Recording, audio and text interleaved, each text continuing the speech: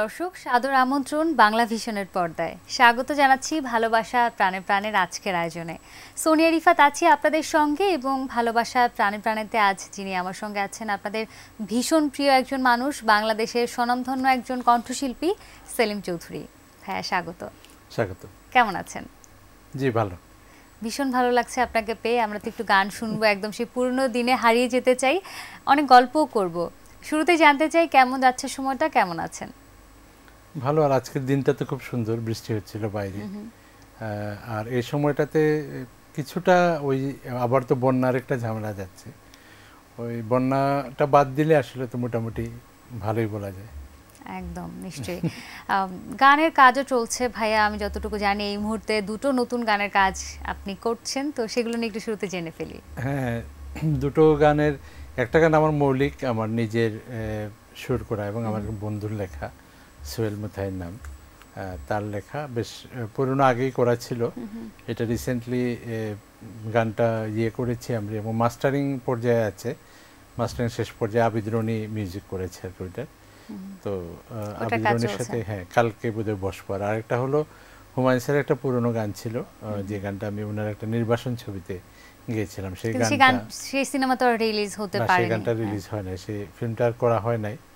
কিন্তু গানটা আমি এখন করে, এমনিতে টেলিভিশনের কোনো অনুষ্ঠানে আমি করেছি গানটা, এটা গানটা মিউজিক্যাল ভিডিও করে ছাড়ার ইচ্ছা আছে, ওই জন্য ইয়েটা আর কি। আচ্ছা, ওটা নিয়ে তার মানে এখন কাজ চলছে? হ্যাঁ, ওটার মাস্টারিং এর কাজটা চলছে। আপনাকে যেহেতু পেয়েছি ভাইয়া, এবং যেটা বললেন যে আগেও আপনি আসলে এই গানটা কোনো টেলিভিশনে গিয়েছেন, আমাদের জন্য দু চার লাইন একটু শুনতে চাই গানটার। আচ্ছা। আজ আমাদের ছুটি, ছুটির নূপুর বাজে রিনঝিন, আকাশের গায়ে রোদ্দুর, পাগলা হাওয়ার দিন। আজ আমাদের ছুটি, ছুটি। বাহ, চমৎকার। নিশ্চয়ই দর্শক শ্রোতা যারা এই মুহূর্তে দেখছেন তারা এই গানটি সম্পূর্ণ গানটি রিলিজ হওয়ার অপেক্ষায় থাকবেন। ভাইয়া, এই নিয়ে কথা বলবো এবং হুমায়ুন আহমেদ স্যারের সঙ্গে আপনার আরও অনেক কাজ হয়েছে, অনেক গল্প, সেই স্মৃতিচারণ করতে চাই, কিন্তু একদম শুরু থেকে শুরু করব। ছোটবেলা সুনামগঞ্জে কাটা, এবং সেটা থেকে সুনামগঞ্জকে তো আমরা আসলে বলতে পারি যে গানের জন্য বাংলাদেশের একটা আতুরঘর যদি বলি তাহলে মনে হয় খুব একটা ভুল বলা হবে না। বাউল গানের সেখানে একটা অন্যরকম ব্যাপার আছে। ছোটবেলাটা কেমন ছিল? ছোটবেলাটা আমি তো যে জায়গাটা বড় হয়েছে বা জন্ম হয়েছে আমার যে জায়গা, সেটা হলো মৌলভীবাজার জেলার কমলগঞ্জ থানা শমশেরনগর গ্রামে আর কি। তো সেটাকে আপনি নিজে দেখে এসেছেন, তো সেটাকে কি গ্রাম ঠিক ওইভাবে বলা যায় না, বেশ শহরেই বলা যায়, একটা শহুরে গ্রামের মতো। ওইখানে আমার স্কুলিং, প্রাইমারি স্কুলে আমি ক্লাস 1-2টা আমি পড়তে পারি না, কারণ 71-এ আমরা ক্লাস 1-এ পড়তাম, এবং 71-এ আমি কিন্তু মুক্তিযুদ্ধের সময় আমি আহত হয়েছিলাম ইয়েতে, এবং আমার এক বোন মারা যান। আমার ফ্যামিলির আরও অনেকেই আহত ছিলেন, আমার বাবা আহত হয়েছেন, আমার আপন মামা মামিও মারা গিয়েছিলেন ইয়েতে। তো সেই সময়টাতে আমি ক্লাস 1টা কিন্তু আমি পড়তে পারিনি স্কুলে, 2টাও পড়তে পারিনি। ক্লাস 3তে গিয়ে আমি ভর্তি হয়েছি ইয়েতে, এবং ক্লাস 3, 4, 5, 6 পর্যন্ত আমি শমশেরনগরে পড়াশোনা করেছি, তারপর আমি সুনামগঞ্জ চলে যাই আর কি। এবং আপনি পড়াশোনায় দুর্দান্ত, বায়োকেমিস্ট্রিতে পড়াশোনা করেছেন, মাইক্রোবায়োলজিতে, দুঃখিত, মাইক্রোবায়োলজিতে পড়াশোনা করেছেন। তো ছোটবেলা থেকেই তো নিশ্চয়ই আসলে সেই জায়গাটা ছিল ভালো করে পড়াশোনা করা। কোনটার দিকে আগ্রহ বেশি ছিল, ভালো পড়াশোনা নাকি গানটা করতে হবে? আসলে সিমালটেনিয়াস, গানটা তো আমার ফ্যামিলিতে একটা এনভায়রনমেন্ট ছিল। আমার জন্মের পর থেকে আমার বাসায় আমি আমার পিয়ানো দেখেছি। আমার বাবা খুব মানে মিউজিক লাভার ছিলেন, ওনার খুব বিগ কালেকশন আছে, মানে ওয়েস্টার্ন সিম্ফনি থেকে শুরু করে সব কিছু ইয়েতে ছিল আমাদের, যে গ্রামোফোনে বড় যে 78 RPM এর যে এগুলোতে শুনতাম আমরা। তো এই শুনে শুনে আসলে এক ধরনের, বা বাসায় আমরা ভাই বোন সবাই মিলে হারমোনিয়াম তবলা নিয়ে গান টান করতাম। এটা কিন্তু একটা ইম্প্যাক্ট ছিল আমার ভিতরে, একটা ডিপ ইম্প্যাক্ট, এবং সেটা কিন্তু যে গায়ক হব এই ধরনের কোনো ব্যাপার না, কিন্তু সেটা আমার এই যে টোটাল গ্রাউন্ডটা বা এই যে বেজ লাইনটা তৈরি করে দিয়েছে আর কি, গানের প্রতি ভালোবাসাটা তৈরি করে দিয়েছে। হ্যাঁ, ভালোবাসাটা, বেজ লাইনটা তৈরি করে দেওয়ার। পড়াশোনাটা তো আসলে আমাদের করতেই হয়, পড়াশোনা করার জন্যই করা। আর পড়াশোনাটা আসলে আমি ঠিক যে খুব আগ্রহ নিয়ে বা খুব পেশনেট ছিলাম পড়াশোনাতে এরকম না, কিন্তু বরাবরই আমার রেজাল্টটা ভালো ছিল। আচ্ছা, মানে কি একটু কম পড়াশোনা করলেও রেজাল্টটা ভালো হতো? বাবা মায়ের কি আলাদা করে কোনো ইচ্ছে ছিল কিনা যে আমাদের ছেলে পড়াশোনা করে ডাক্তার বা ইঞ্জিনিয়ার বা যেরকমটা ভাবে আসলে বাবা মায়েরা, যে সেরকম কিছু হবে, নাকি গানটাই চাইতেন তারা? আমাদের সময়টা তো আসলে ছিল হলো যে ওই সময়টাতে যেহেতু আমি সায়েন্স ব্যাকগ্রাউন্ডের, সায়েন্স পড়া মানে ভালো ছাত্ররা সব সায়েন্স পড়তে যেত, সায়েন্স পড়তো, এবং সায়েন্সের আলটিমেট ব্যাপার ছিল ইঞ্জিনিয়ারিং ডাক্তার, এগুলো ব্যাপারগুলো ছিল আর কি। ইটস এ কমন ফেনোমেনন আসলে ইয়ে থেকে। তো আমি আসলে আমার বাবা মার কি ইচ্ছে ছিল আমি জানি না। তো বাবা 85-এ যখন মারা যান তখন কিন্তু আমি অলরেডি ইউনিভার্সিটিতে ভর্তি হয়েছি। তো সো দ্যাট আসলে বাবা ওই রকম খুব যে স্ট্রিক্টলি যে আমার এই করতে হবে বা ওই করতে হবে এরকম কোনো ব্যাপার ছিল না।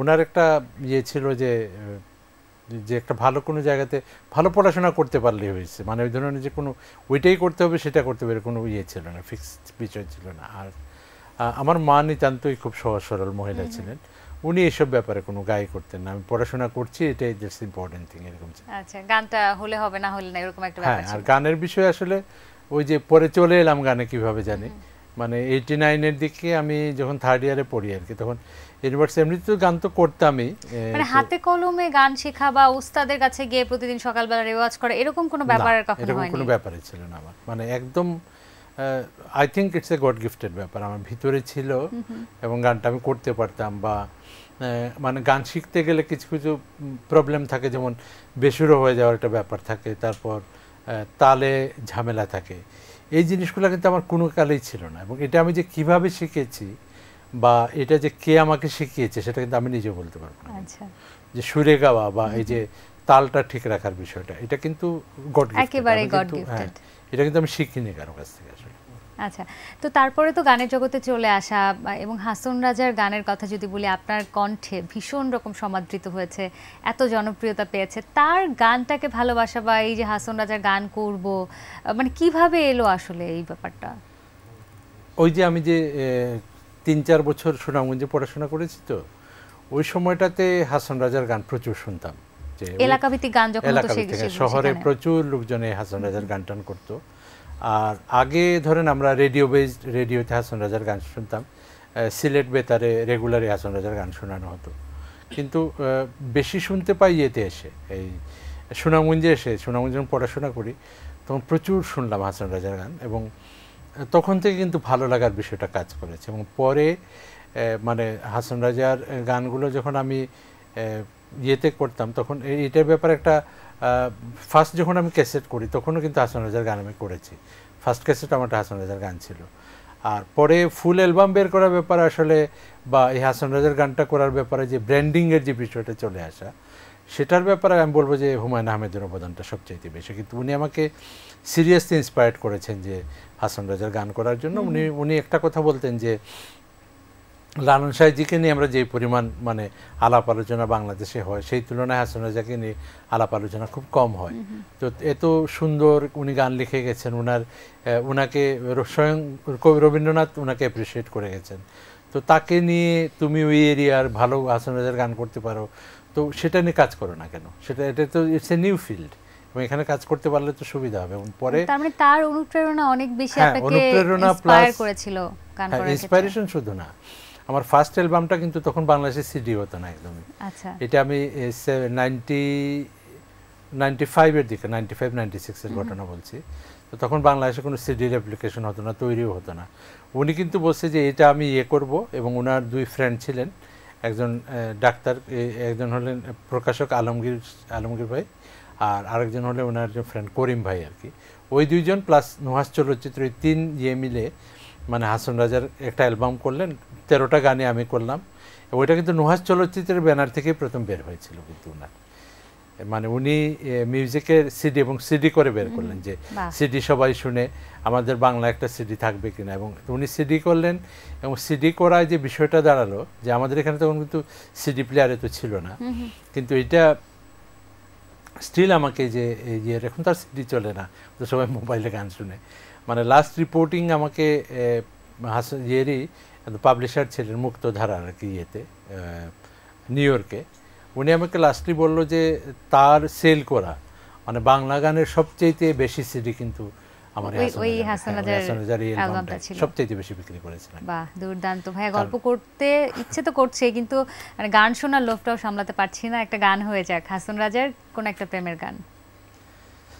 প্রেমের গান, আধ্যাত্মিক গানই বেশি আসলে, না আধ্যাত্মিক প্রেমের গানই শুনি। তাও আমি নতুন একটা গানই করছি। আইলো রে বন্ধু আইলো রে, আইলো রে বন্ধু আইলো রে, চাঁদ মুখ দেখিয়া হাসন রাজা পাগল হইল রে, আইলো রে বন্ধু আইলো রে, আইলো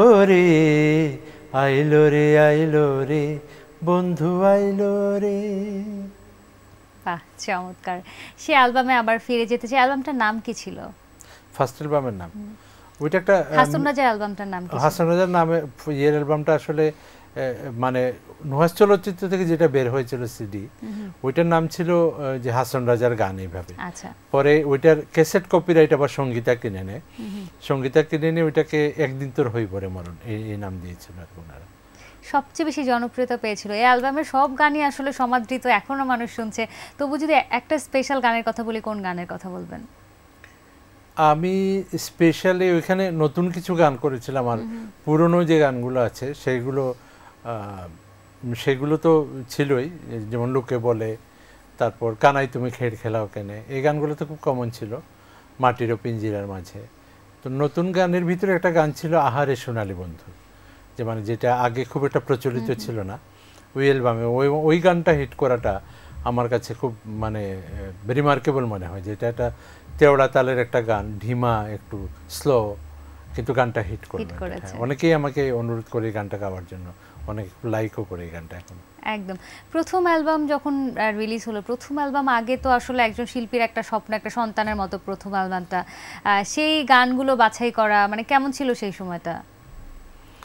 তখন তো আসলে ইউনিভার্সিটিতে পড়তাম, তো মেইনলি ওই সময়টাতে বন্ধু বান্ধবের উপরে ডিপেন্ড করেছি বেশি, কোন গানটা ভালো হবে, কোনটা ভালো হবে তারা। এবং তখন তো টোটাল বিষয়টা কন্টেম্পোরারি ছিল, কারণ ওরাও তো তখন ইয়াং, আমিও ইয়াং, ওই রকম যে ওই সময়কে আমাদের পছন্দটাই তো তখন ট্রেন্ডি, হ্যাঁ ওই সময়টাতে।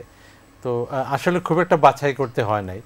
তাও মানে ওই সময়টাতে আমাদের একটা ডিফারেন্ট ইয়ে ছিল কি, যে ব্যান্ডের এক ধরনের গান হতো, আর আমাদের গানগুলো আরেকটু ডিফারেন্ট হতো, যে আধুনিক গানগুলো যেগুলো ঠিক ব্যান্ডের ফর্মে না ওই রকম। কিন্তু আমি আমার কাজগুলো কিন্তু মোটামুটি ব্যান্ড এবং ইয়ের মাঝামাঝি একটা জায়গাতে করার চেষ্টা করেছি, কারণ আমার দুই ফর্মের গানই পছন্দ লাগতো। এই জন্য মিউজিক কম্পোজিশনের ক্ষেত্রে আমি বলবো যে বদরুল আলম বকুলকে দিয়ে মিউজিক করানো ছিল, উনি কিন্তু ওই দুটো ফর্মকেই একটু কম্বাইন করে মিউজিকগুলো করার চেষ্টা করেছেন। এটা কি ওনার চয়েস ছিল নাকি আপনার চয়েস, বা দুজনের আসলে একসঙ্গে আলোচনা করে এই কাজগুলো শেষ করা হয়েছে? না, দুজনে আলোচনা।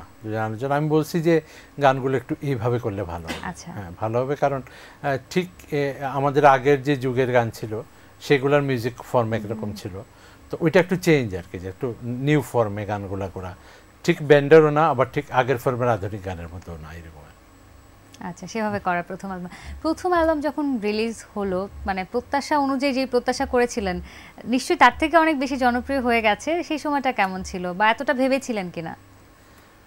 আমার আসলে ঠিক তখন যে পপুলারিটি বিষয়টা কি, বা এটাকে কেমন লাগে, এই জিনিসটা কিন্তু আমার ইয়ে ছিল না, আমার মানে বোধগম্য ছিল না এই বিষয়টা। এবং বা ওটা যে পপুলার করব বা পপুলার হবে, আমি গায়ক হব, এ ধরনের কোনো প্ল্যানিং ছিল না। আমি আসলে গান করেছি যে যখন ইউনিভার্সিটিতে গান টান করতাম বিভিন্ন অনুষ্ঠানে, তখন ওই সময়কার যে যারা পপুলার ইয়ে ছিলেন, যেমন ফাহমিদা চৌধুরী বা সামিনা চৌধুরী, সামিনা আপা আমাদের সিনিয়র ছিলেন, ফাহমিদা আমাদের ক্লাসমেট, আমরা একসাথে পড়াশোনা করেছি। তারপর শাকিলা আপা, শুভ্রদেব, তো ওদের সাথে একই স্টেজে আমি গান করেছি কিন্তু তখন তো তাদের এই যে কনফিডেন্স পাওয়ার বিষয়টাকে তখন দেখলাম যে মানে আমার গানগুলো অডিয়েন্সরা সমান তালেই নিচ্ছে, তো তখন আমি I get the confidence actually যে আমি বোধহয় খারাপ গাইনি এরকম একটা মনে হলো, তখনই কিন্তু অ্যালবাম বের করার ইন্সপিরেশনটা পেলাম আর কি। আচ্ছা, তার মানে অ্যালবাম বের করার আগে থেকে আসলে নিজের গানগুলো নিয়ে স্টেজে গান করা হয়েছে বা দর্শকদের থেকে সাড়া কেমন পান সেটা আগেই বুঝতে পারছি, আগেই বুঝতে পেরেছি এটা। বাহ, এটা একটা দুর্দান্ত কনফিডেন্স না পেলে হতো না। প্লাস আমার টিচার যারা ছিলেন তখন আমি বুটাইন ডিপার্টমেন্টে পড়তাম, আমার কিছু টিচার ছিলেন যে তারা, যেমন আমার মনে আছে ডক্টর মাহবুবুর রহমান বলে এক টিচার ছিলেন, উনি মারা গেছেন আর কি, ওনার আত্মার মাগফিরাত কামনা করছি। উনি পরে আবার মাইক্রোবায়োলজিতে, আমি যখন ছিলাম মাইক্রোবায়োলজিতে পড়িয়েছেন উনি। তো উনি একদিন আমাকে বললেন একটা কাজ করো তুমি, উনি 100 টাকার একটা নোট বের করে দিয়ে আমাকে বললেন তুমি একটা ক্যাসেট কিনে নিয়ে আসো। তো ডিপার্টমেন্টে উনি গান শুনেছেন আমার, তো ক্যাসেট নিয়ে আসলাম, বললেন যে এই ক্যাসেটটাতে, আমি ভাবছি তো উনি বলবেন যে কিছু এই যে ইন্ডিয়ান বা আমাদের বাংলাদেশের কিছু গান টান রেকর্ডিং করে দেওয়ার জন্য, যেহেতু মিউজিক এই জন্য ক্যাসেট নিয়ে আসছেন। আমার এই ক্যাসেটটা দিয়ে বললেন তুমি ক্যাসেটটা নিয়ে যাও, নিয়ে তুমি তোমার পছন্দের কিছু গান তোমার নিজের গলায় তুমি গিয়ে আমাকে ইয়ে করে দিবা। তো এই যে টিচারদের একটা ইন্সপাইরেশন, তারপর দারুণ একটা অনুপ্রেরণা ছিল, অনুপ্রেরণা। তারপর ধরেন ওই সময়টাতে আরেকজন খুব মানে নাম করা সায়েন্টিস্ট প্রফেসর নুরুল ইসলাম, উনিও আমাকে অসম্ভব স্নেহ করতেন, এবং পরে অনেক পরে উনি যখন রিটায়ারমেন্টে চলে গেছেন, এমেরিটাস প্রফেসর ছিলেন উনি পরে উনি কিছু স্টুডেন্ট তার সাথে দেখা করতে গেছে, তখন কিন্তু আমার কথা জিজ্ঞেস করেছেন যে লম্বা করে একটা ছেলে যে গান করতো ও কেমন আছে ইয়ে করে। তারপর আমি অবশ্য পরে ওনার সাথে একবার দেখা করতে গিয়েছিলাম। তো আর যখন আমি ওনার একটা সাবজেক্টের বিষয় নিয়ে তো কাজ করছি, এসে আমাকে বলে কি বলো তুমি এসব নিয়ে কেন সময় নষ্ট করছো, তুমি গান করবা। তুমি এখানে আমি জানতে চাচ্ছিলাম, যেহেতু আপনার সাবজেক্ট ছিল মাইক্রোবায়োলজি, এটা তো ভীষণ কঠিন একটা সাবজেক্ট, পড়াশোনায় অনেক সময় দিতে হতো, সেই পড়াশোনা শেষ করে আবার গানের সময় দেয়, এবং শিক্ষকরা এত সহায়তা করতেন, সবকিছু মিলিয়ে আসলে মানে শিক্ষকরা তো নিশ্চয়ই চাইতেন যে পড়াশোনাটা আগে করতে হবে, সেক্ষেত্রে এই আমার ক্ষেত্রে বোধহয় বিষয়টা এরকম না। আমার টিচার, দু একজন টিচার তো বললেনই যে তুমি এইখানে বলে যে ওই যে নুরুল ইসলাম স্যারের কথা বললাম, উনি বললেন যে তুমি কি এসব ইয়ে করো, আমার ইয়ে হলে, আমার ছেলে হলে তোমাকে আমি শান্তিনিকেতনে পাঠাই দিতাম, কি তুমি এখানে টাইম নষ্ট করো ইয়েতে ইয়ে করে, তুমি গান করবা। এগুলো তো আমার মনে হয় আমার টিচাররা বা সবাই যে কোনো কারণেই হোক, মানে আমি গায়ক হয়ে উঠি এই বিষয়টার ব্যাপারে বোধহয় তারা এমফাসিস দিয়েছেন, দোয়াও করেছেন বোধহয়, যেটা আমার কাজে লেগেছে আসলে। নিঃসন্দেহে। আপনি তো ইত্যাদিতে একটি গান গেয়েও বেশ সাড়া ফেলেছিলেন, সেটা কি প্রথম অ্যালবামের পরে? সেটা অনেক পরে, সেটা তো প্রায় 2000 সালের কাছাকাছি সময়। আচ্ছা, তার মানে আর আমি তো 89-এ প্রথম ফার্স্ট অ্যালবামটা বের করি, এর ভিতর পরে এই যে আজ পাশা খেলবো রে সাম হিট করলো, হুমায়ুন স্যারের সাথে প্রথম যে কাজ করা, তারপর হাসান রাজার অ্যালবাম, তারপরে কিন্তু ইত্যাদির গানটা। আচ্ছা, হুমায়ুন আহমেদ স্যারের সাথে পরিচয়টা কিভাবে হয়েছিল? উনি আমার হাউস টিউটর ছিলেন, আমি শহীদুল্লাহ হলে থাকতাম। আচ্ছা, আমার শহীদুল্লাহ হলের কিন্তু উনি হাউস টিউটর ছিলেন। তো ওইভাবে যে ইয়েতে ওই যে ডিপার্টমেন্টাল কিছু কম্পিটিশন হতো, ওইগুলো থেকে উনি জানতেন যে আমি গান টান করি। তো পরে আমি যখন ফার্স্ট অ্যালবামটা বের করি তখন তাকে একটা প্রেজেন্ট করেছিলাম একটা ইয়ে, তারপর থেকে উনি সবসময় আমাকে জিজ্ঞেস করতেন তোমার গান বাজনার খবর কি। কিন্তু আমি আনফর্চুনেটলি বলবো তার সাথে কাজ করার সৌভাগ্য হয়েছে, কিন্তু আমি মাস্টার্স পাস করাবো ইউনিভার্সিটি ছেড়ে দেওয়ার পরে কিন্তু আমি কাজ করেছি। আচ্ছা, যখন ইউনিভার্সিটিতে ছিলেন তখন শিক্ষক ছাত্র ওই সম্পর্কটাই ছিল, গান আর করা হয়নি একসাথে? না, জানতেন উনি আমি গান করি, কিন্তু ওনার সাথে কাজ করা হয়নি আসলে। আচ্ছা, তারপরে তো ওনার সঙ্গে কাজ হয়েছে, এবং আপনি তার নাটক সিনেমায় প্রচুর গান করেছেন। একটা ঘটনা আমি যতটুকু জানি যে শাহ আব্দুল করিমের গান শোনার জন্য তাকে আপনি সুনামগঞ্জ নিয়ে গিয়েছিলেন, এই ঘটনাটা ঠিক কবে বা কেন আসলে?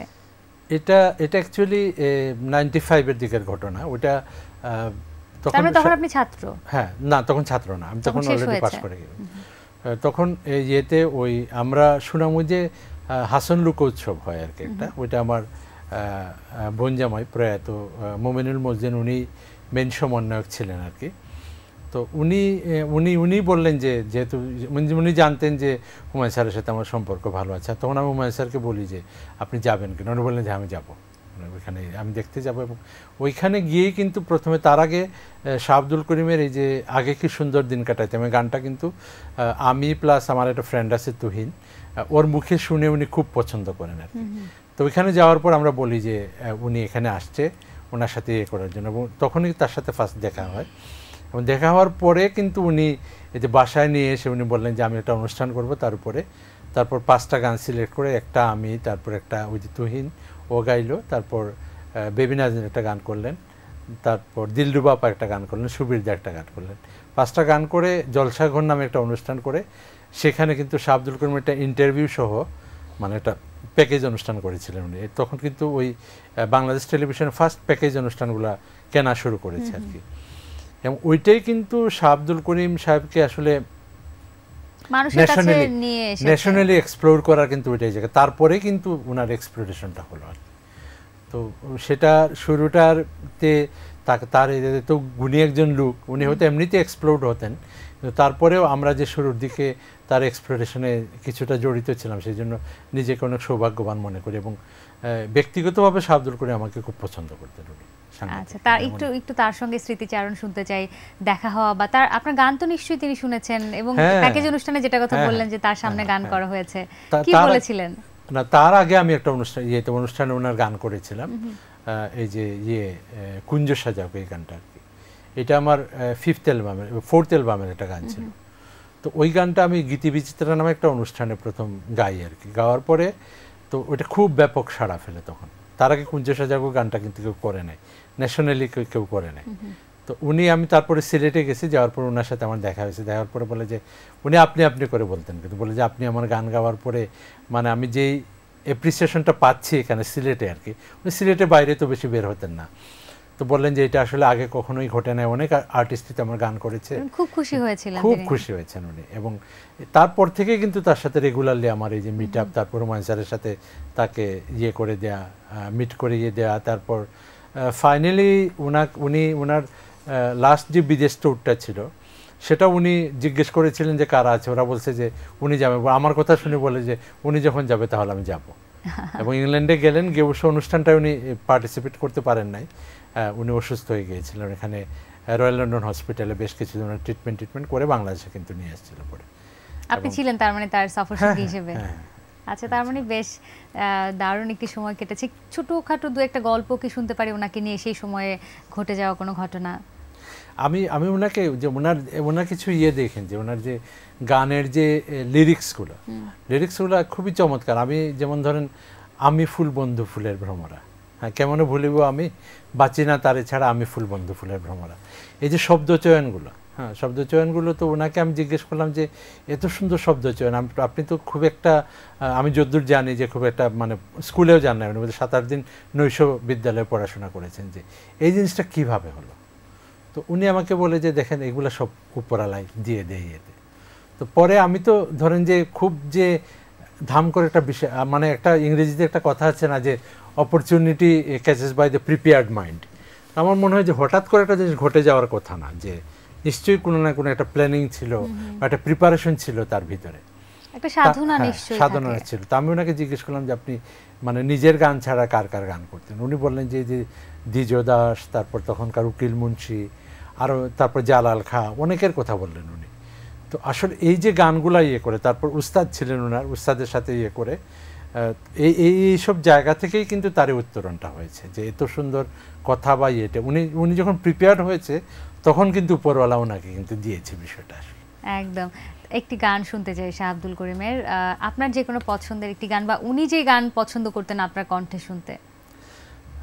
আমি যে গানটা দিয়ে আসলে তার ওনার সাথে আমার পরিচয়, সেই গানটাই গিয়ে শোনাচ্ছি আমি।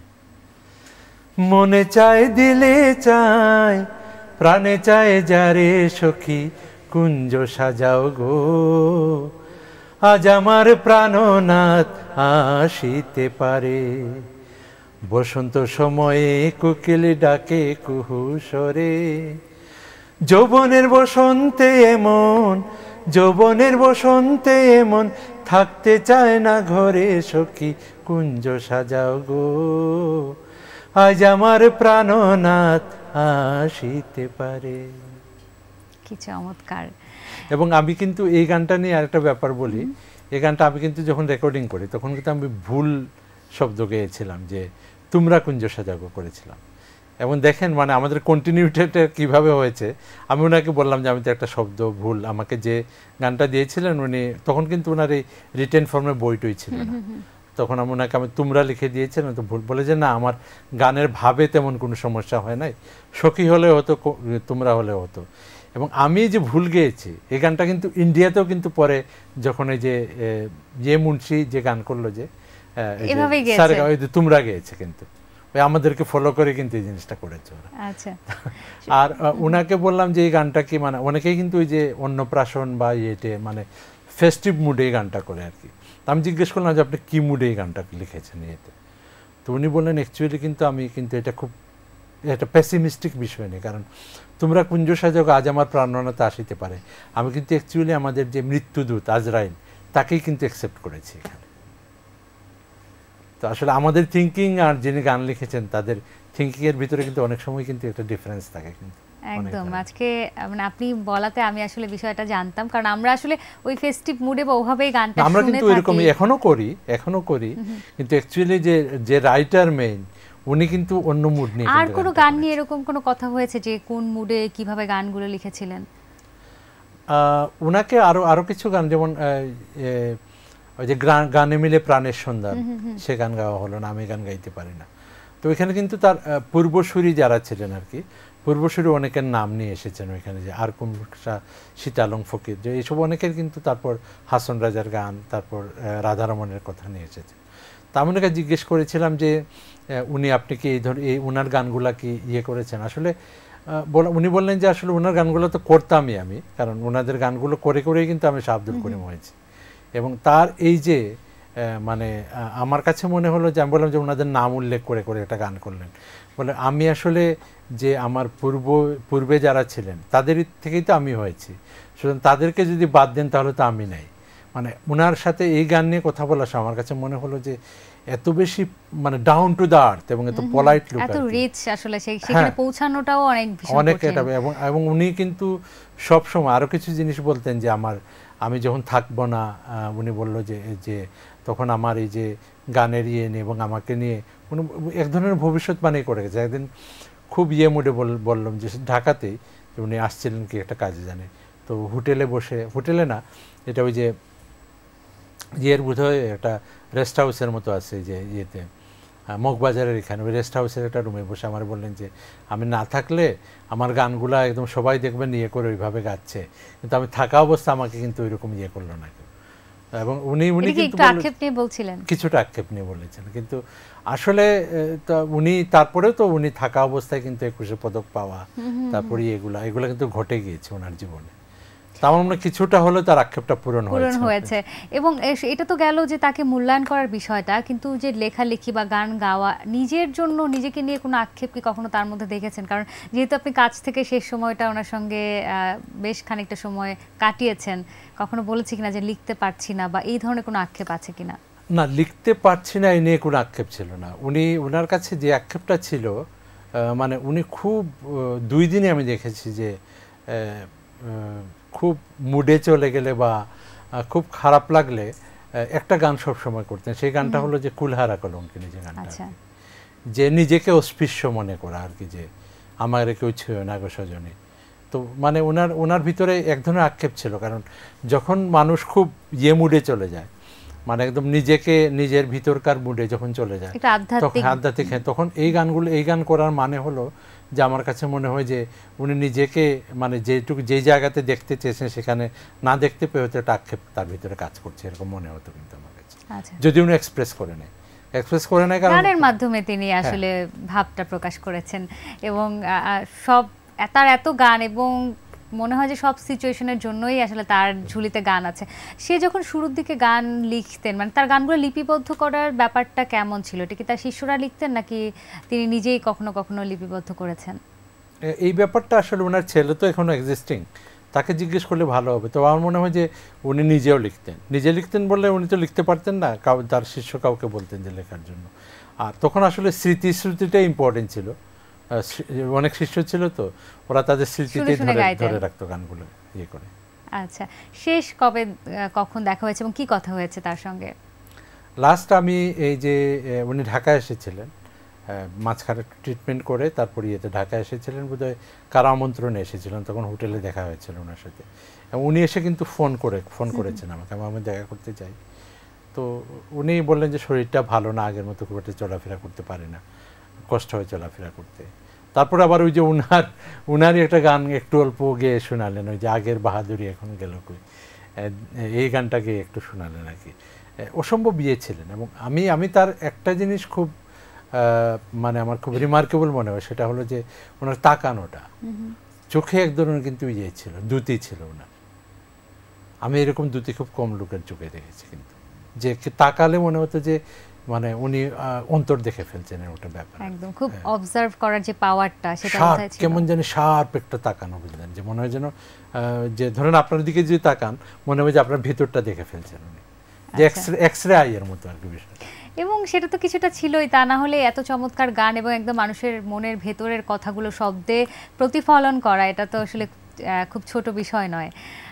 হুমায়ূন আহমেদ স্যারের কথা এবার জানতে চাই। ওনার সঙ্গে দীর্ঘ সময় কাজ করেছেন, তার সঙ্গে কাজের অভিজ্ঞতা এবং শেষ দিকে শেষ কাজ কোনটা হয়েছিল? শেষ কাজ হলো এই গল্পটা শুনতে চাই, কিন্তু ছোট্ট একটা বিরতি নিয়ে আসে। দর্শক দেখছেন ভালোবাসা প্রাণে প্রাণে। এই মুহূর্তে ছোট্ট একটা বিরতিতে যাচ্ছি, কোথাও যাবেন না।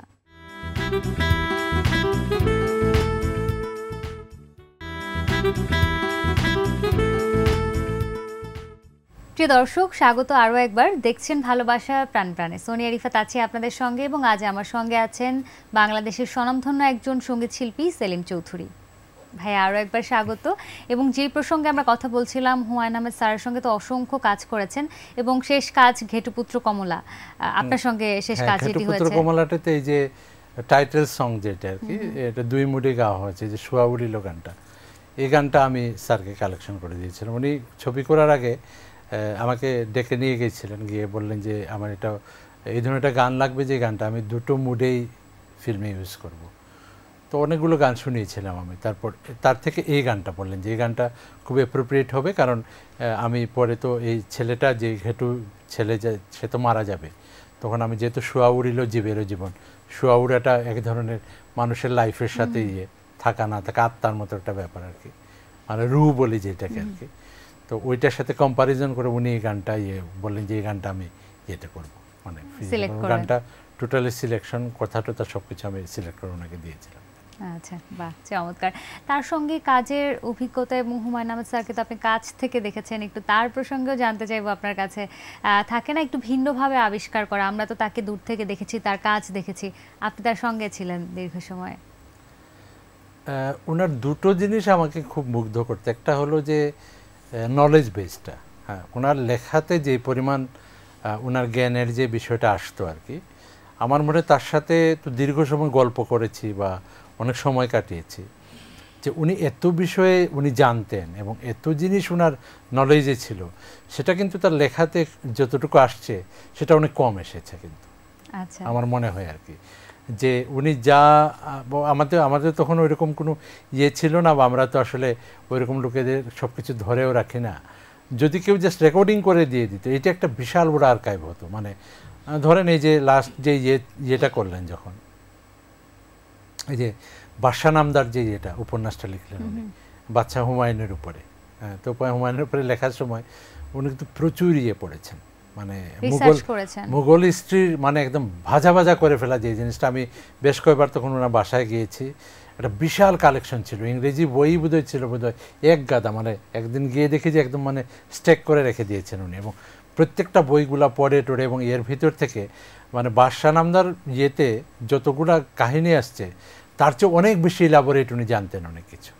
সেই তুলনায় আমি পরে যখন উপন্যাসটা পড়েছি তখন আমি মানে কিছুটা আমি কিন্তু মনক্ষুণ্ণ হয়েছি যে এই জিনিসগুলো আসলো না কেন, অনেক কিছু বাদ দিয়েছেন না, হতে পারে সবকিছু দিতে হবে তা তো না, কিন্তু মানে তখন মানে মুঘল শাসন সম্পর্কে মানে এটা হয়তো রিলেট করে না, বাদশা যেহেতু হুমায়ুনের আমলের না, হয়তো অন্য কোনো আমলের একটা কাহিনী, বা হুমায়ুনের বাবার কোনো কাহিনী, বা তার পরের কোনো কাহিনী, মানে ওই যে মুঘল হিস্ট্রিটা পড়তে গিয়ে এত বেশি পড়াশোনা করেছেন, তো ওইখানকার কিছু কিছু ঘটনা উনি বললেন যে যেটা আসলে হয়তো কোথাও লিখে যান নাই, কিন্তু উনি জানতেন। কিন্তু ঠিক একই রকম মানে অন্য যে কোনো সাবজেক্টের উপরে, সাপোজ যে ইয়ের উপরেও যদি হয়, যে ধরেন জ্যোতির্বিজ্ঞান সম্পর্কে কোনো বিষয় হয়, উনি একদম পুঙ্খানুপুঙ্খভাবে বিভিন্ন স্টার চিনতেন, স্টারের ইয়ে চিনতেন, ওনারা এইসবে কিন্তু প্যাশনেটেড ছিলেন, মানে এগুলো কিন্তু অনেকেই জানে না, উনি এগুলো কিন্তু খুব এক জায়গাতে লিখেও যান না, এইসব কিছু প্রচুর জানতেন এইসব ব্যাপার। একদম, এবং এটা বোধহয় ওনার একটা নেশাও ছিল যে আসলে এই হ্যাঁ, বিষয়গুলো হ্যাঁ। জানার যে আগ্রহটা সেটা। আর লেখক হতে গেলে আমার মনে হয় যে লেখাতে যা আসে তার থেকে বোধহয় বেশি জানতে হয়, না হলে বোধহয় রিচ হয় না লেখাটা আসলে। নিঃসন্দেহে। ওইখান থেকে কনসাইজ করে একদম জিস্ট বিষয়টা দিতে পারলে লেখাটা বোধহয় ভালো হয়। তার সঙ্গে এই যে এত গান করেছেন আপনি, গান নিয়ে কখনো মনোমালিন্য হয়েছে যে তিনি একটু আমি যতটুকু জানি যে তিনি একটু অভিমানী ছিলেন, মাঝে মাঝে অভিমান করতেন কারো কারো উপরে, তো সেরকম কোনো ঘটনা ঘটেছে কিনা কখনো? না, আমার সাথে খুব একটা ওই ধরনের কোনো অভিমান হয় নাই। এমনিতে গানের বিষয়ে উনি মাঝে মাঝে ইয়েতে মিউজিক, যেমন একটা ওই যে হাসন রাজার ক্যাসেট করার সময় যে বাউলাকে বানাইলেন ওই যে গানটা, ওই গানটা প্রথমে যখন মিউজিক করেছিলাম আমরা যেটা, তো ওই গান উনার ওটা পছন্দ হয় নাই। তো উনি আমার বললেন যে সেলিম, গানের মিউজিকটা তো আমার পছন্দ হয় নাই। তারপরে তখন আবার মিন্টু ভাইয়ের সাথে তারা তো ঘনিষ্ঠ ইয়ে ছিল না, তা মিন্টু ভাইয়ের বললাম যে মিন্টু ভাই গানটা বুঝে বললাম, বললেন যে আমি তো বেশ সুন্দর করেছি। বললেন না, উনি পছন্দ করছেন না গানটা, উনি চাচ্ছে যে গানটা আর একটু স্পিডি, আর একটু ইয়ে হোক এরকম। পরে কি পাল্টানো হ্যাঁ, হয়েছিল? পরে কিন্তু এখন যে ইয়েটা আছে ওটা কিন্তু ওই আগের মিউজিকটা না, কিন্তু নতুন করে মিউজিক করা। পরে কি খুশি হয়েছিলেন তিনি এটা? হ্যাঁ, পরে শোনার পরে? অসম্ভব পছন্দ হয়েছে ওনার, এবং উনি প্রচুর শুনতেন এই গানটা। প্লাস শুধু গানের লিরিক্স এবং ইয়ে না, মাঝখানে কয়েকটা পিস ইয়ে ওই মিন্টু ভাই বাজিয়েছিলেন, সেই পিসগুলো তার কাছে খুব ইয়ে ছিল, খুব জনপ্রিয় ছিল তার কাছে। একদম। ভাই অনেকক্ষণ ধরে গল্প করছি, গান শোনা হচ্ছে না, একটু গান শুনতে চাই। হুমায়ূন আহমেদ স্যারের পছন্দের একটা গানই তাহলে শুনে ফেলি। ওনারই লেখা আমার পপুলার একটা গান করছি।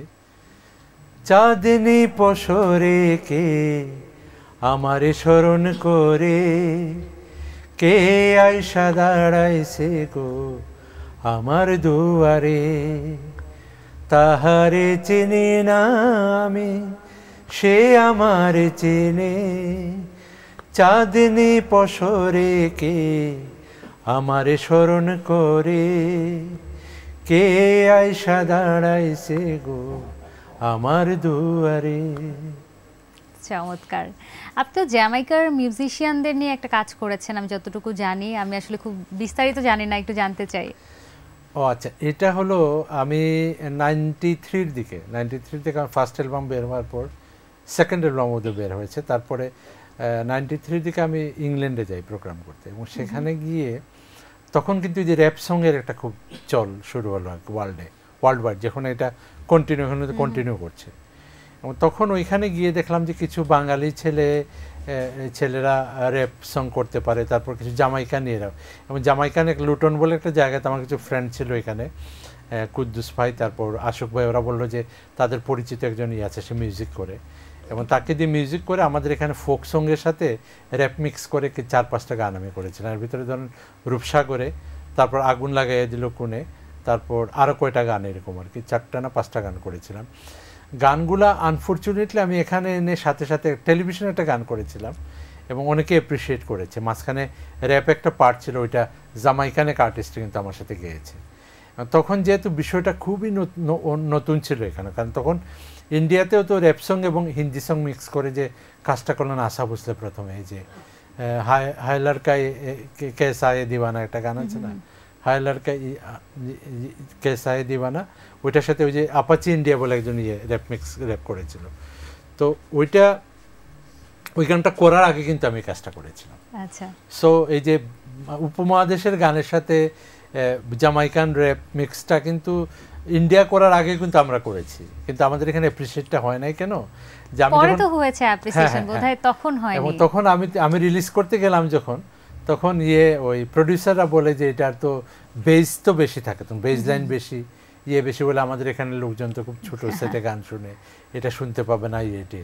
পরে আমি ওই যে কিছুটা ওই টাইপ এনে রূপসাগর অ্যালবামে 2-একটা গান করেছিলাম, কিন্তু ঠিক ওই ফর্মে কিন্তু করা হয় নাই আর গান পরে। এটা অনেক পরে কিন্তু পপুলার হয়েছে, সে প্রায় 10-12 বছর অনেক পরে পপুলার হয়েছে।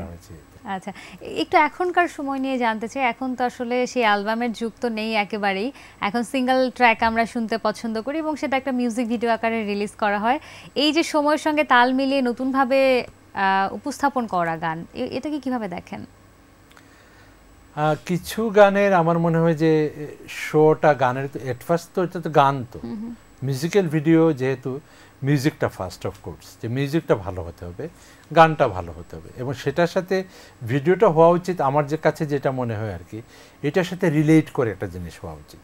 কিন্তু আমাদের এখানে হয় কি, কিছু কিছু গান আছে মনে হয় যেন আরোপিত কিছু ব্যাপার থাকে, যে ওভার শো করা একটা ব্যাপার থাকে। এটা কি ভিডিওর কথা বলছেন? ভিডিওতে, হ্যাঁ, এই জিনিসটা আমার মনে হয় না। আমার মনে হয় যে ভিডিওটা করার সময় আরও বেশি যত্নশীল হওয়া উচিত, যে যেই গানটা যেই ফর্মে ওটার সাথে রিলেট করে কিছু ব্যাপার কাজ করা উচিত। এটাকে আমি একটা গান করলাম, ধরেন এটা সাপোজ আমি যদি একটা আধ্যাত্মিক গান করি, সেটার লিরিক্সটা যদি আধ্যাত্মিক হয়, এখন এটার সাথে যদি আমি ফার্স্ট একটা ডান্সের পারফরমেন্স দিয়ে দিই এটার ভিতরে, সেটা তো চোখে লাগবে, কারণ কথার সাথে যাচ্ছে না বিষয়টা। তো এরপর এই জিনিসটা বাদ দিলে কিছু কাজ তো খুবই সুন্দর হয়েছে, অনেকগুলো মিউজিক্যাল ভিডিও খুবই সুন্দর। আমি নিজে মুগ্ধ হয়েছি বাংলাদেশের অনেকগুলো। এখন বোধহয় একটু পরিবর্তন হচ্ছে, এখন লিরিক্যাল ভিডিওগুলো মানুষজন দেখছে, পছন্দ করছে। খুব একটা লিরিক্যাল ভিডিও করতে তো খুব একটা বোধহয় কষ্ট হয় না। সেক্ষেত্রে এই যে একজন কণ্ঠশিল্পী, তিনি গানটা যত্ন নিয়ে গাইছেন, পরবর্তীতে সেই গানটা রিলিজ করার জন্য আলাদা করে একটা ভিডিও করা, এটা তো নিশ্চয়ই একটু কঠিন হয়ে যায় না একজন কণ্ঠশিল্পীর জন্য? কস্টলি হয়ে যায় হয়তো, কিন্তু যেহেতু ট্রেন্ড বিষয়টা, লিরিক্যাল ভিডিওটা তো আসলে কস্টলি হয় না খুব একটা, তো লিরিক্স লিখে একটা সেটা এখন একটু সহজ হয়ে যাচ্ছে, মানুষ স্টিল ফর্মে বাসায় বসে বসে করা যায়। তো ওই সেন্সে আমার মনে হয় এটা ভালো। তবে musical video, complete musical video হলে কিন্তু এক ধরনের একটা তৃপ্তি পাওয়া যায় দেখে, কিন্তু যদি ভিডিওটা খুব ভালো হয়। হ্যাঁ, যেমন কিছু কিছু ভিডিও আমার খুবই একটা, যেমন স্যাম স্মিথের একটা গান আছে যে মানে স্টে উইথ মি, একটা গান আছে, এটার মিউজিক্যাল ভিডিওটা অসাধারণ মনে হয়েছে আমার কাছে, যে মানে এত রিলেট করে গানটার সাথে। বা অনেক পুরনো মিউজিক্যাল ভিডিও, যে পাপা ডোন্ট প্রিচ গানটা অনেক সুন্দর একটা মিউজিক্যাল ভিডিও, মেডোনার, সেই আমাদের ইউনিভার্সিটির আমলে। তা মেডোনা আর একটা গান আছে, যেমন একটা গান আছে, বা এই যে মাইকেল জ্যাকসনের ব্ল্যাক অ্যান্ড হোয়াইট, হ্যাঁ, তো অসাধারণ কিছু কাজ হয়েছে এতে। তো মিউজিক্যাল ভিডিও আসলে এরকম এত এক্সপেন্সিভ কিছু তো আমরা করতে পারবো না, কিন্তু আমাদের এখানে অনেকগুলো গান হয়েছে খুব ভালো, কাজ হচ্ছে ভালো ভালো। ভাই, এবার একটু আবার সেই সুনামগঞ্জে ফিরতে চাই। হাসন রাজার গানকে নিয়ে আপনি যতটা কাজ করেছেন বা সেই সময় শুরু করেছিলেন, এখনকার সময় যদি বলি বা তরুণদের কথা যদি বলি, কতটা কাজ হচ্ছে, আপনি সন্তুষ্ট কিনা? সুনামগঞ্জে কিছু কিছু যা তরুণ ঠিক না, আমাদের কন্টেম্পোরারি, ওনারা কিন্তু হাসন রাজার সবগুলো গানে সুর করা নাই কিন্তু, এবং রিসেন্টলি অনেকেই কিন্তু গানগুলোতে সুর করছে এবং নতুন করে গানগুলো নিয়ে আসার চেষ্টা করেছে। তারপর এই কিছুদিন আগে খুব মানে এটা গ্রামীণ একজন আর্টিস্ট, একদম ওই রুটের আর্টিস্ট আর কি, শহুরে না, যে ধরো দিলার আমি, গানটা কিন্তু উনি করেছেন, এবং পরে কোক স্টুডিওতে আসার পরে গানটা খুব পপুলার হয়েছে। তো কাজ যে একদম হচ্ছে না তা না, কিন্তু কাজ হচ্ছে। তো আমার মনে হয় যে আমাদের এখানকার শিল্পকলা একাডেমি যেগুলো আছে, ওইখানকার শিল্পকলা একাডেমি যারা আছে, তারা যদি প্রপারলি কাজ করে, তাহলে সুনামগঞ্জে তো অনেক এলিমেন্ট আছে, অনেকেই আরো বেশি বেশি করে এক্সপ্লোর করতে পারবে ওরা, এবং এই দায়িত্বটা তাদের নেওয়া উচিত আমার মনে হয়। নিশ্চয়ই। এবার একটু পরিবার নিয়ে জানতে চাই, আপনার সন্তানরা কি গান গাইতে, বা তারাও আসলে এই গানটাকে প্রফেশন হিসেবে নিচ্ছে কিনা, একটু জানতে চাই। আমি তো আসলে মিসইনফর্মড, আমি আসলে বিয়ে করিনি। দুঃখিত। আমরা আসলে কেউ জানি না এই বিষয়টা, কেন জানে অনেকেই, বা হয়তো ঠিক ব্যক্তিগত বিষয়টা আমি ব্যক্তিগত রাখতে চাই বলেই হয়তো অনেকে জানে না আসলে। আচ্ছা, এটা হতে পারে, কিন্তু আজকে আমাদের অনুষ্ঠানের মাধ্যমে আমরা আসলে জানতে পারলাম। পারিবারিকভাবে, মানে আপনার ভাই বোনের কথা বলছিলেন, বা আপনার অন্য আত্মীয় স্বজন যারা আছে, হাসন রাজার গানটাকে নিয়ে মানে পারিবারিকভাবে কাজ হচ্ছে কিনা? পারিবারিকভাবে আমার তো বড় 4 বোন ছিলেন, 71-এ আমার এক বোন মারা গেছেন মর্টারের শেল পড়ে। আমি নিজেও অসুস্থ হয়েছিলাম, আমার মামা মামিও মারা গিয়েছিলেন। তো আমার ফ্যামিলির যে বাকি 3 বোন ছিলেন, বা আমার বড় ভাই, যে ওনারা এমনিতে ফ্যামিলিতে ইয়েতে গান করেন, কিন্তু আমি নিজেও তো আসলে কি ওইভাবে ন্যাশনালি কাজ করার মতো বা ইয়ে করার মতো চর্চা বা কোনো কিছুই করি নাই। তো আর হাসন রাজার গান নিয়ে আমরা ঠিক না, মানে ওই ফ্যামিলির সাথে আমার কিছু আত্মীয়তা আছে, তাদের এখানে শামারিন দেওয়ান বলে একজন আছেন, উনি কিছু কাজ করছেন, উনি একটা বই করেছেন, উনি কিছু বই করেছেন। তারপর আরও কিছু, উনি হাসন রাজার প্রপৌত্র আর কি, এবং আরও তাদের ফ্যামিলির আরও কিছু লোকজন হাসন রাজার কিছু কাজ বোধহয় করছেন, বা জাদুঘরটা বোধহয় প্রপারলি এটা করার চিন্তা ভাবনা করেছেন আর কি। এইটুকুই আমি জানি। তাছাড়া আমি যেহেতু তারা শুরু করেছেন, ওনারা আর প্রপারলি করতে পারবেন এই কাজগুলো। নিশ্চয়ই, নিঃসন্দেহে। এবার একটু দেশের বাইরে যেহেতু আপনার শুরু হয়েছিল সেই 1993 সাল থেকে দেশের বাইরে সফর গান নিয়ে, তারপরে তো দীর্ঘ সময় নিশ্চয়ই বাইরে যাওয়া হয়েছে, অনেক দেশ ঘুরেছেন, সেই অভিজ্ঞতাগুলো একটু জানতে চাই। কোন কোন দেশ এবং কোথায় সবচেয়ে মনে হয়েছে যে নিজেকে খুঁজে পাওয়া গিয়েছে? আমি খুব বেশি গিয়েছি তার ভিতরে ইংল্যান্ড বলতে যুক্তরাজ্যে এবং আমেরিকাতে, যুক্তরাষ্ট্রে আর কি প্রচুর যাওয়া হয়েছে, এবং এই দুই জায়গাতেই আমার বিভিন্ন ধরনের অভিজ্ঞতা আছে। ঠিক এই মুহূর্তে আমার যে অভিজ্ঞতাটা আমার মানে আমি শেয়ার করতে চাচ্ছি অডিয়েন্সের সাথে বা আপনার সাথে, সেটা হলো আমি একবার লন্ডনে একটা প্রোগ্রাম করে নেমেছি। নেওয়ার পরে জেনারেলি আমরা গান থেকে অনুষ্ঠান থেকে নামার পরে ব্যাক স্টেজে তো সবাইকে এন্ট্রি দেওয়া হয় না, জেনারেলি যেতে চায় না অডিয়েন্সে ব্যাক স্টেজে যেতে চায় না। ইংল্যান্ডে এসব ব্যাপারে খুব রেস্ট্রিকশন থাকে যে ব্যাক স্টেজে কখনোই করতে আসতে দেওয়া হয় না, এবং বাউন্সার যে করে রাখা হয়। তো এক ভদ্রলোক দেখি, খুব বয়স্ক এক ভদ্রলোক আমার সাথে দেখা করতে এসেছেন ব্যাক স্টেজে। তো উনি এসে আমাকে বললেন যে আপনি তো গান করলে আমি শুনলাম তারপর কথা বলতে বললেন যে আমি আসলে আপনার হাসন রাজার গান শুনতে মানে আমি ওই অনেক ছোটোবেলায় ইংল্যান্ডে এসেছি। আমার ছোটোবেলাতে আমার বারবার মনে হয় পরে যাওয়ার সময় আমার বলে যে আমি যদি আপনার হাতটা ধরি তাহলে আপনি কি মাইন্ড করবেন কিনা। আমরা না অসুবিধা নেই, আপনি অনেক বয়স্ক, মানে আমাদের যে আমি জানি না উনি এক্সিস্টিং এখনও বেঁচে আছেন কিনা। মানে উনি জাস্ট আমার সাথে হাত ধরে অনেকক্ষণ করে তারপর চলে গেলেন ভদ্রলোক। মানে ইটস এ ডিফারেন্ট ফিলিং যে মানুষের ভালোবাসা যে কি পর্যায়ে থাকতে পারে।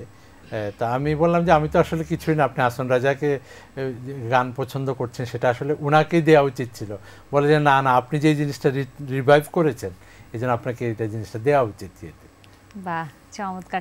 এবং এই ব্যাপারগুলো কিন্তু হয় দেশের বাইরে গেলে, যখন তারা মাটির গানটা শোনে, দেশের গানটা শোনে। অনেক জায়গাতে ফরেন, যেমন এই গত বছরে হ্যাঁ, মানে বিদেশি, মানে ওরা বাংলা গান জানেও না, ওরা এসে কিন্তু অনেক সময় আমাদের গানের সাথে পার্টিসিপেট করে, নাচানাচি করে, এনজয় করে। হ্যাঁ, তখন মনে হয় যে, এবং খুব ঠিক প্রপার তালেই কিন্তু নাচানাচি করছে, তখন মনে হয় যে মিউজিকের একটা ইউনিভার্সাল ল্যাঙ্গুয়েজ আছে, এটাই মনে হয় কিন্তু তখন, ডেফিনেটলি না হলে এটা সম্ভব হতো না এই জিনিসটা। আচ্ছা, সর্বশেষ কোথায় পারফর্ম করা হয়েছে? লাস্ট অস্ট্রেলিয়াতে, সিডনিতে গিয়েছিলাম এই প্রোগ্রাম। আচ্ছা, মানে কত আগে সেটা? এটা বোধহয় গত জানুয়ারির দিকে, বোধহয় এই বছরের জানুয়ারিতে, তারপরে যাওয়া হয়নি। আচ্ছা, তার মানে কন্টিনিউয়াসলি মানে শো করা হচ্ছে দেশের বাইরে এখনো? আচ্ছা, এবার একটু সামনের পরিকল্পনা জানতে চাই। গান তো গাওয়া হচ্ছে, সেই সঙ্গে নতুন কোনো কিছু এক্সপ্লোর করার জায়গা বা কোনো প্ল্যানিং আছে কিনা? নতুন একটা জায়গাতে আমি এখন কাজ করছি, সেটা হলো প্রায় 4 বছর ধরে। সেটা হলো আমি শমশেরনগরে, আমার গ্রামে এখানে, মানে সবার অনুরোধে আমি একটা জিনিসে নিজে ইনভলভ হয়েছি। তো আমার একটা ভিতরে একটা দ্বিধাদ্বন্দ্ব ছিল যে ইনভলভ হচ্ছে, এটা কেমন হবে না হবে, কিন্তু এখন আমি কাজটা করে বেশ পাচ্ছি, যে আমার নিজের কাছে ভালো লাগছে বিষয়টা। সেটা হলো একটা হাসপাতাল করেছি আমরা, এবং হাসপাতালটা এটা আমি নিজে যখন এটার সাথে এরিয়ার লোকজন এসে আমাকে বললো যে যিনি জায়গাটা দান করেছেন আমার খালাতো ভাই সারওয়ার জানো, এবং তার ওয়াইফ হলো আলিয়া জামান, ওরা রিকোয়েস্ট করে বললো যে আমরা জায়গাটা দেব এই শর্তে যে আমি যদি এটার দায়িত্বটা নেই আর কি। তো পরে আমি দায়িত্বটা অনেকটা দ্বিধাদ্বন্দ্ব নিয়েই কিন্তু দায়িত্বটা নিয়েছিলাম, এবং সেটারই গত ডেটে যে আমি মিস করেছি, সে মিস করার কারণ হলো আমি তখন আমাদের এখানে তো বন্যা হয়েছে, বন্যার পরে বন্যার্থদের জন্য আমরা প্রায় 10টা না 12টা ক্যাম্প করেছি, মেডিকেল ক্যাম্প করেছেন, ফ্রি মেডিকেল ক্যাম্প। এবং ফ্রি মেডিকেল ক্যাম্প করতে গিয়ে এক ধরনের মানুষের ভালোবাসা পেয়েছি, এবং মানুষরা খুব করেছে যে আমরা মানে জেনারেলি প্রেসক্রিপশন বা ফ্রি মেডিকেল ক্যাম্পে ওষুধ একটু কম দেওয়া হয় আর কি, বা খুব কমন ওষুধ দেওয়া হয়, কিন্তু আমরা চেষ্টা করেছি যে যতদূর পারা যায় ওষুধ দেওয়া আর কি। ধরেন ডাক্তার যারা ছিল হয়তো 7টা বা 5টা ওষুধের নাম লিখে দিয়েছি, আমরা 5টাই দিয়েছি তাদেরকে, এবং এক একজনের পিছনে মানে মোটামুটি আমাদের যেহেতু এটা ডোনেশনের ছিল, মানে মোটামুটি আমরা ভালো মানি স্পেন্ড হয়েছে, কিন্তু আমাদের ভিতরে একটা স্যাটিসফ্যাকশন কাজ করেছে, এবং যারা আসছিল আমাদের এখানে, ওই যারা পেশেন্ট তারা খুব স্যাটিসফাইড হয়ে গিয়েছে আর কি। একদম, এগুলো আসলে ভীষণ রকম আত্মতৃপ্তি দেয় নিঃসন্দেহে। আমরা যেহেতু এটা অলাভজনক একটা হাসপাতাল করছি, তো এই হাসপাতালটা আমরা চাচ্ছি যে এটার জাস্ট কার্যক্রমটা শুরু করেছি আমরা, এবং ভেরি রিসেন্টলি আমরা এটাকে যাতে আরো বেশি 10-12 নিঃসন্দেহে অনেক অনেক ধন্যবাদ ভাই, এবং বুঝতে পারছি যে হসপিটাল নিয়ে অনেক স্বপ্ন না, আছে। এটা কাজ করতে গিয়ে কিছু দুঃখ পেয়েছি, যখন অনেক জায়গাতে গিয়ে খুব কমপ্লেক্স রোগীরা এসেছে দেখাতে। একটা ছোট বাচ্চার কথা আমার মনে পড়ছে, আমি শেয়ার করতে চাচ্ছি আর কি, যে একটা বাচ্চা মানে আমাদের যে ডাক্তারটা ছিল দেখে বললো যে most probably it's turn to be cancer, এরকম একটা ব্যাপার বললো। আমার খুব খারাপ লেগেছে, এবং নিজেকে তখন এত বেশি মানে আমাদের লিমিটেশন বা আমাদের যে ক্ষমতা কতটুকু, বুঝলেন? একদম বুঝতে পারছি ভাই, এই ধরনের অভিজ্ঞতা আসলে হসপিটাল করতে গেলে নিজেকে সামলে রাখতেই হবে। অনেক ধন্যবাদ, অনেক শুভকামনা থাকলো, এবং এই ভালো কাজগুলো অব্যাহত থাকুক। আমাদের আসলে সময় শেষ করতে হচ্ছে। অনেক ধন্যবাদ ভাইয়া, অনেক ভালো থাকবেন। আপনাকেও ধন্যবাদ। আর যারা আজকে অনুষ্ঠানটা দেখলেন তাদেরকে ধন্যবাদ জানাচ্ছি ক্যামেরার ওই পাশে যারা কাজ করছেন তাদেরকে, এবং বাংলা ভিশন কর্তৃপক্ষকে এখানে আমাকে আমন্ত্রণ করে নিয়ে আসার জন্য ধন্যবাদ। দর্শক দেখছিলেন ভালোবাসা আর প্রাণে প্রাণে, আজকের মতো বিদায় নিচ্ছি। সবাই অনেক ভালো থাকবেন, সুস্থ থাকবেন, বাংলা ভিশনের সাথেই থাকবেন।